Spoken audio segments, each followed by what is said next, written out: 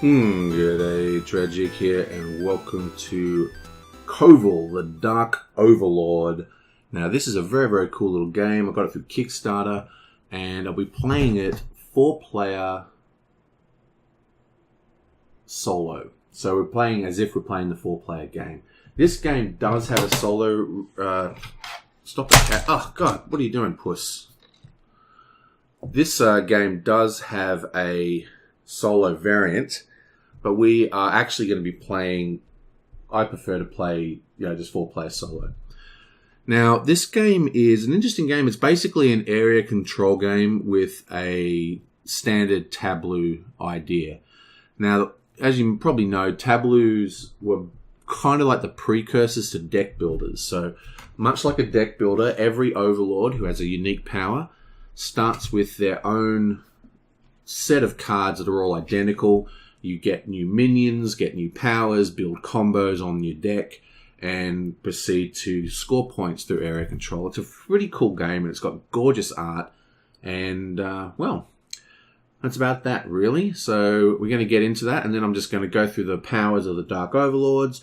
And the interesting thing is we're going to be using an expansion, which came with the Kickstarter, that I have not actually played with. It adds a couple of modules. One is the Epic Ending, where we have a larger choice of minions, and at the end of the game, there's super powerful epic minions that come out to increase the conflict. There's also the ability to build outposts around the map, which are sort of secondary spawning points, and you can also summon dragons, as well as do these rituals. This adds quite a number of things that I have not used, plus a whole bunch of extra cards. So it'll be very interesting to see that in action. Okay, let's get into this. Okay, so we've basically got the game set up now. Now we are playing with the Chaotic Evil expansion, which adds an epic henchman. It also adds in the dragons and the outposts. Now, the rules say that you deal 1 overlord to each player, but the way I like to do it is that we deal 2 to each player, so the players get a little choice here, and then they're chosen and revealed simultaneously. Because I'm playing solo, I'll just do them one at a time. Right, so we have Lord Zoltar. He's a ranged unit. He's worth no money, of course. And he's got a power. When selling an assassin or sorcerer, gain an extra gold. We also have Eco Fighter. He's a 3 melee. Looks a bit like Blanca from... Well, that's one thing. This game is like they're all based on video game characters and cartoons. So we've got to try and guess what they are. Don't know who he is. He could be Jafar. He's got the big puffy hat. And that could be Blanca. Anyway, Eco Fighter. Gain 1 gold when you move a troop into a forest zone. So we look at the map. We did a random roll for which map. The Kickstarter gave me 2 maps. I think this is the original default map. There's 4 zones, which are forest. So I'm not quite sure. I think I'd rather take that guy. So he is going to take the Echo Fighter, and he comes in exhausted. Hey, what have you got, my friend? Yoink. Mistress of Doom. It's another range. Gain 1 gold when you activate any power relic. Ooh, awesome. Splendid Jack. It's kind of like the Pumpkin King or whatever he's called. If you win, exhaust 1 enemy minion. Ah, these are both very good. Basically, increase the power of your relic. So every time you're out, so you want to get combos that allow you to play off the relics. But I think this one's actually might be better. It just means that we have an extra deal with winning. It also means that our opponents are going to have to basically exhaust their best guys every time we fight them, because if they don't use them in the fight, we will actually exhaust them anyway. So, pretty cool. Okay, so she's taking the Pumpkin King and exhausted. Yonk. Okay, what do you got, Blue? You've got Bowser or a Ninja Turtle or something. And Jon Snow, maybe? Earthquake. Activate all aftershock abilities of your mercenaries. Okay, so this is the first non-passive. So these little all-seeing eyes are basically passive abilities. These ones basically trigger every time they exhaust. So it's like an ability that's in addition to their other exhaustions. So if he attacks or something, Aftershock will also trigger. Interesting.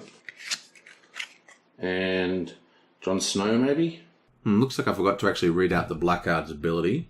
So Jon Snow's ability is basically Warriors and Guardians cost 1 gold less. I'm going to take Aftershock just because it's more interesting, because it's the first passive, the first non-passive hero that we've gotten on the table.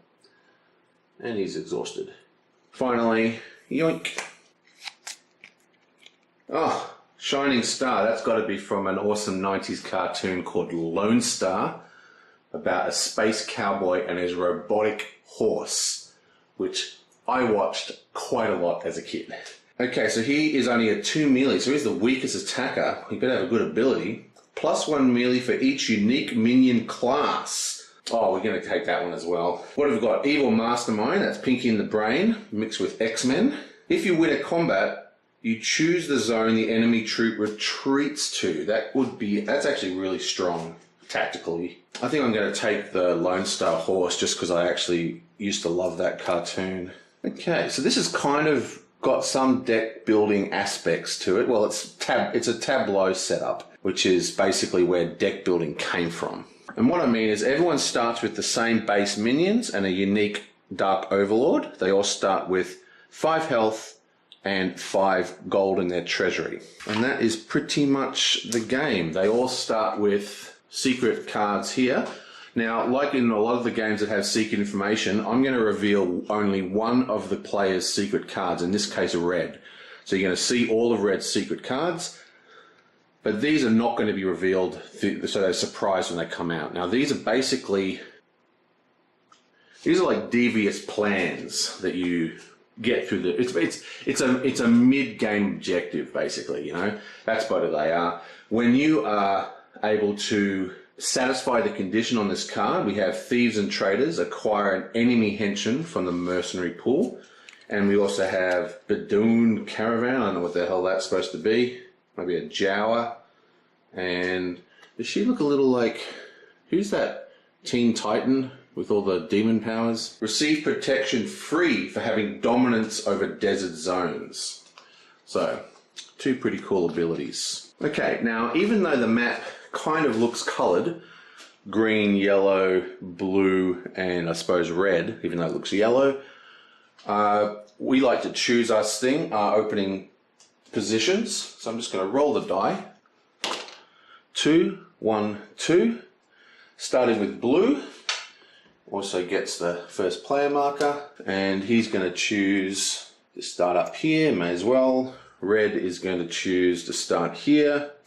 Actually, we'll just put them next to where they're. Green is up here. Where's the yellow?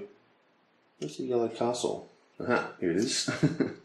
Now, it doesn't make a huge amount of difference. If you look at the zones, they are nearly identical, except there's an extra C zone at the top and a kind of caverny zone at the bottom. Apart from that, everything is the same distance, so it doesn't really matter. This area in the center is like the village. It represents the common people of the kingdom. These here are a rebellion level. As this grows, it affects the play for the heroes. Well, they're not heroes, are they? They're evil overlords. And the next, we just deal out 8 cards. So we deal out 8 cards. I actually did that, but I did it off camera. I forgot to move the camera. It's been a while since I've made a video. I've kind of forgotten how to do it. Now, normally you do 6, but we're playing the expansion, so we do 8. And also, I forgot to show you Red's relic cards. These are worth gold for buying things. You can discard them, but they also have abilities. Exhaust 1 minion from an enemy. Add 1 rebel to the town. That's very cool. Plus it gives an armor bonus in combat. Well, the first one gives an armor bonus in attacking, and the second one gives a defensive bonus in defending. Now you can have an unlimited amount of these cards. These ones here, ooh, this is terribly printed. Kind of want to Maybe I can contact them and get another version of that sent out. It's so horrible. Look at that. These are the dragons that we can get later on. They're very powerful, cost a lot of money. And this is another ritual which kind of brings my bad guy back from the dead. It's like you get one life kind of thing. Okay, that is it. We are all set up for Covil the Dark or Overlord 4-player. Oh, wait. 2 more things. Or one more thing. Everyone puts 2 minions in their starting location. Okay, we're ready to start, and I will see you guys next time.